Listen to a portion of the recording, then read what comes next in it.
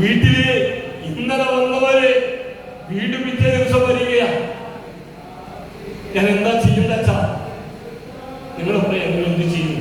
ഇന്ന് നിങ്ങളുടെ വീട്ടിൽ വന്ന് പിച്ചയാഴ്ച 100 രൂപ കൊടുത്തിട്ട് നാളെ വീണ്ടും നിങ്ങളുടെ വീട്ടിൽ വന്ന് കൈ നീട്ടിയാൽ നിങ്ങളുടെ മനോഭാവം ഒന്ന് പറയേ.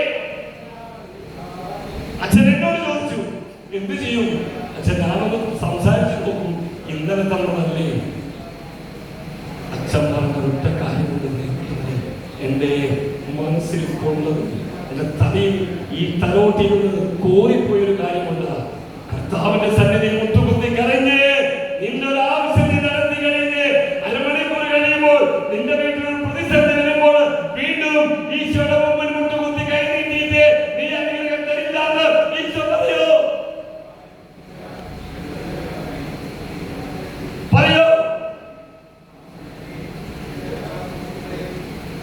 മറുപടിയില്ല. പറയപ്പെട്ടവര് മറുപടിയില്ല.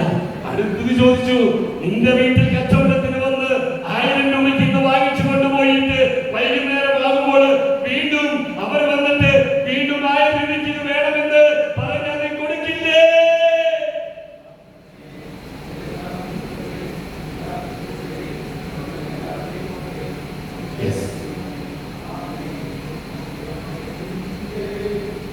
വീട്ടിൽ നിന്റെ ഭവനത്തിൽ കയറി വന്ന് കൈ നീട്ടി ആരെങ്കിലും ചോദിച്ചാൽ കള്ളുപിടിക്കാനാണോ നിന്നെ പറ്റിക്കാനാണോ എന്ന് നോക്കണ്ട എന്ന് അച്ഛൻ പറഞ്ഞേ.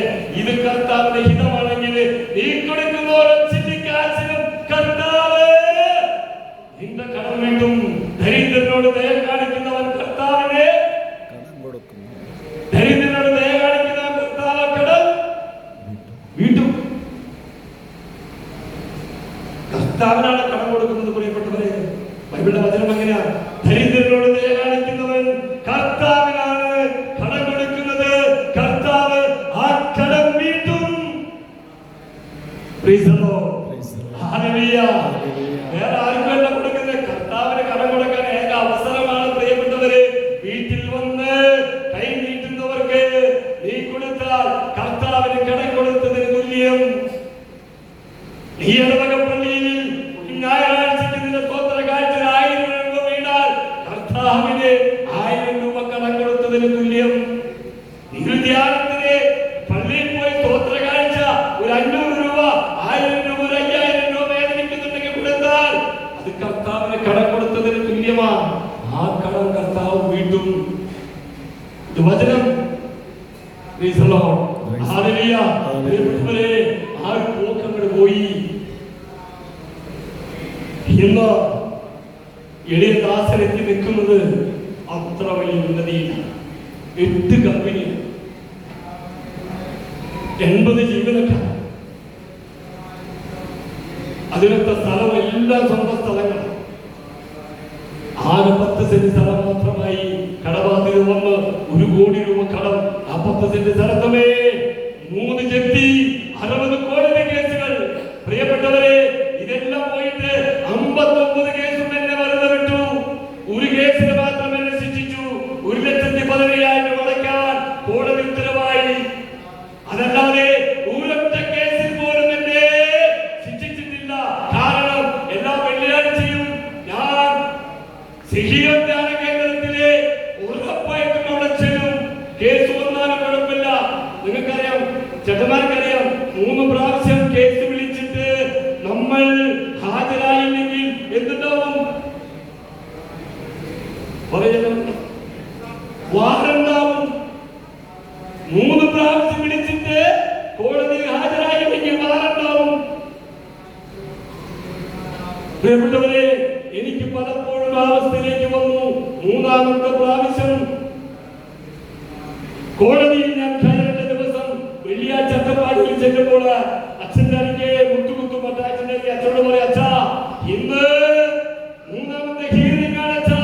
ഇന്ന് ഞാൻ പോയില്ലെങ്കിൽ ഇത് വാറുണ്ടാവും. എന്നെ അറസ്റ്റ് ചെയ്ത് കൊണ്ടുപോകും. കരങ്ങൾ വെച്ച് പ്രാർത്ഥിക്കും. പറയപ്പെട്ടവരെ, ചങ്കുപൊട്ടി പറയാ. അച്ഛൻ കരങ്ങൾ വെച്ച് പ്രാർത്ഥിക്കും. ദൈവം അത്ഭുതം പ്രവർത്തിക്കും. മകനെ അത്ഭുതം പ്രവർത്തിക്കും. 3 പ്രാവശ്യം ഇതുപോലെ ഹിയറിംഗില്ലെന്ന് ചെല്ലാതെ അത് പിന്നീട് ജഡ്ജി എന്ത് ചെയ്തു? ഈ കോടതി അന്ന് ചേച്ചി വന്നില്ല, മാറ്റിവെച്ചു. പിന്നീട് 3 പ്രാവശ്യവും അവിടെ വന്ന ചേച്ചിക്ക് 3 പ്രാവശ്യവും മാറ്റം കിട്ടി.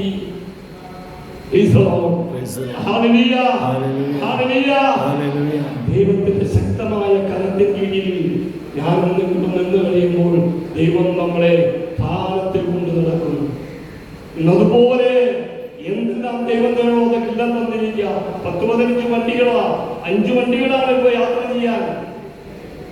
ദൈവിക ശുശ്രൂഷയിൽ പോകാൻ 2 വണ്ടി, വീട്ടുകാർക്ക് പോകാൻ 2 വണ്ടി.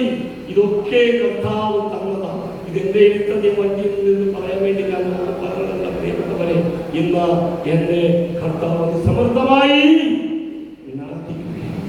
ഇന്ന് ഞാൻ നിങ്ങളോട് പറയാൻ കാരണം, ഇതിൽ പാവപ്പെട്ടവരും ദരിദ്രരും കടബാധിതരും രോഗികളും തടസ്സങ്ങളുള്ള വ്യക്തികളുണ്ട്. അതുകൊണ്ടാണ് ഈശോ പറയുന്നത്, നിങ്ങൾ പ്രാർത്ഥിക്കണം, നിങ്ങൾ വചനം പാലിക്കണം. ഞാൻ കാര്യം പറഞ്ഞ് നിർത്താം. ഒരു 4-5 മാസങ്ങൾക്ക് മുമ്പ് പ്രിയപ്പെട്ടവരെ, സെക്യൂർ ധ്യാന കേന്ദ്രത്തിൽ ഒരു അമ്മച്ചി വന്നു കണ്ണൂർ ഭാഗത്ത്. അമ്മച്ചി എന്റെ അരികെ വന്നിട്ട് പറഞ്ഞത് പ്രകാരമാണ്, നമുക്കുണ്ട് മക്കള്. ഈ അമ്മച്ചിയുടെ അപ്പച്ചൻ മരിച്ചു.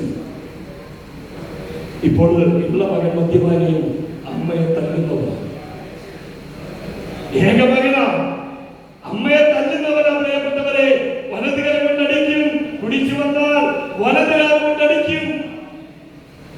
ഈ അമ്മ സങ്കടപ്പെട്ട് പറഞ്ഞു, ബ്രദറെ ഞാൻ എന്ത് ചെയ്യും, ഞാൻ എന്താ ചെയ്യേണ്ടത് എന്ന് ഞാൻ പറയും. ഞാൻ പറഞ്ഞു, അമ്മച്ചിയോട് അമ്മച്ചി കാര്യം ചെയ്യും. ഈ മകൻ എല്ലാ ദിവസവും അടിക്കാൻ വരുമ്പോ അമ്മച്ചിക്ക് ബൈബിൾ വായിക്കാൻ അറിയും. ഞാൻ ബൈബിൾ വായിക്കുന്ന ചിലപ്പോൾ ബ്രദറെ കണ്ണട വെച്ചെല്ലാം വായിക്കാറുണ്ട്. തോബിത്തിന്റെ പുസ്തകം 4-ാം അധ്യായം 3-ാമത്തെ തിരുവചനം. തോബിത്തിന്റെ പുസ്തകം 4-ാം അധ്യായം 3-ാമത്തെ തിരുവചനം. ഈ 3-4 വചനം ഒന്ന് വായിച്ചു കൊടുക്കാൻ പറഞ്ഞു. അവൻ കേൾക്കണേ കേൾക്കട്ടെ, അല്ലെങ്കിൽ കേൾക്കണ്ട. തോബിത്ത് തോബിയാസിനെ വിളിച്ചിട്ട് പറയുന്ന രംഗമാണ് അതിലെഴുതിയിരിക്കുന്നത്. അവൻ മകനെ വിളിച്ചു പറഞ്ഞു, മകനെ. അപ്പോൾ വിളിക്കുക തോബിയാസിനെ, ഞാൻ മരിക്കുമ്പോൾ എന്നെ സംസാരിക്കുക, നിന്റെ അമ്മയുടെ കാര്യം ഒരിക്കലും മറക്കരുതേ. ജീവിതകാലം മുഴുവൻ അവളെ ആദരിക്കണം, അമ്മയുടെ ഹിതം നീ നോക്കണം, ഒരിക്കലും അവളെ വേദനിപ്പിക്കരുത്. എന്നിട്ട് പറയാ, മകനെ, നിന്നെ ഉദരത്തിൽ വഹിക്കുന്ന കാലത്ത് അവൾ നിനക്ക് വേണ്ടി വളരെ അപകടങ്ങളെ നേരിട്ടിട്ടുണ്ടെന്ന് ഓർക്കണം. ഭരിക്കുമ്പോൾ അവളെ എനിക്ക് സമീപം കുടീരത്തിൽ വെക്കണം. അമ്മച്ചിമാരോട് ചോദിച്ചാൽ അറിയും ഒരു കുഞ്ഞുണ്ടാവാൻ എത്ര ബുദ്ധിമുട്ടുണ്ടോ. എന്റെ അപ്പം മരിക്കുമ്പോൾ എന്റെ അമ്മയെ ഏൽപ്പിച്ചു നോക്കും, മോനെ നീ അമ്മയെ നോക്കണം. ഇതിലുണ്ടാവും അമ്മച്ചിമാരെ ഏൽപ്പിച്ചു കൊടുത്ത അപ്പച്ചമാരെ ഏൽപ്പിച്ചത്.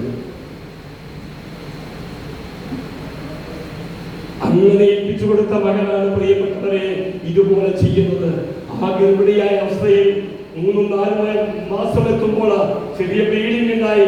ഈ അമ്മച്ചിമാരെ ഒന്നും മുക്കിയാൽ മതി, ആ 4 മാസത്തിൽ ആ ചോരക്കട്ട പുറത്തേക്ക് പോകും. അതിനതുപോലെ സംരക്ഷിച്ച് വളർത്തിക്കൊണ്ടുവന്ന മകനാണ് പ്രിയപ്പെട്ടവരെ വലതുകാലം ചടിക്കുന്നത്, വലതുകാലം ചടിക്കുന്നത്. ഞാൻ പറഞ്ഞ അമ്മച്ചിയെ, അമ്മച്ചി നിന്ന് വായിക്കേ, ഈ മകനത് കേൾക്കട്ടെ. അമ്മ ചങ്കുപറ്റി. അന്ന് ധ്യാനം കഴിഞ്ഞ് അമ്മച്ചി പോയി. വെള്ളിയാഴ്ച വന്നു. കഴിഞ്ഞ മാസം 3-ാം വെള്ളിയോ 4-ാം വെള്ളിയോടോ ഈ അമ്മച്ചി വന്നിട്ട് പ്രിയപ്പെട്ടവരെ ഞാൻ ചോദിച്ചോടി വന്നു തരി വീണ്ടും പ്രാർത്ഥിക്കണം ബ്രദറേ, കരയുക കരയുക കരയുക. നമുക്ക് അമ്മച്ചി പറയാ, തിരിച്ച് വീട്ടിലേക്ക് വരുന്ന വലിയൊരു ഓട്ടോറിക്ഷ ഇടിച്ചു. എന്റെ മോനെ വലിയൊരു താഴ്ചയിലേക്ക് വീണു. അവന് ആസ്പത്രിയില്ല. അവന്റെ വലതുകാലം അനങ്ങുന്നില്ല, അവന്റെ കാല് വലതുകാലം അനങ്ങുന്നില്ല. അമ്മയെ തന്നെ കയ്യും അമ്മയെ ചവിട്ടിയ കാലും. ബൈബിളിൽ വചനം പഠിപ്പിക്കുക പ്രിയപ്പെട്ടവരെ. ആകാശം പിളർന്ന് സ്വർഗം തുറന്ന് സൂര്യനേക്കാൾ 10,000 മടങ്ങ് ശോഭയുള്ള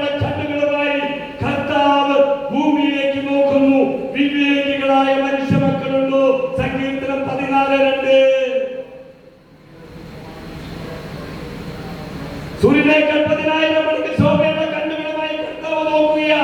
സ്വർഗത്തിൽ നിന്ന് മനുഷ്യ മക്കളെ നോക്കുന്നു. ദൈവത്തെ തേടുന്ന വിവേകികളായ മനുഷ്യ മക്കളുണ്ടോ എന്ന് അവിടുന്ന് ആരായുന്നു. ഞാൻ പറഞ്ഞ അമ്മച്ചിയോട് കർത്താവ് ഇടപെടുന്നു. അമ്മച്ചിയുടെ ശ്രമിക്കണ്ട, ചില കണ്ണുനീർ നിൽക്കുന്നില്ല. 4 മാസം മുൻപ് അമ്മയെ തല്ലി. ഇപ്പോഴോ മകൻ ആസ്പത്രി, വലത് കൈ അനങ്ങുന്നില്ല, വലത് കാൽ അനങ്ങുന്നില്ല.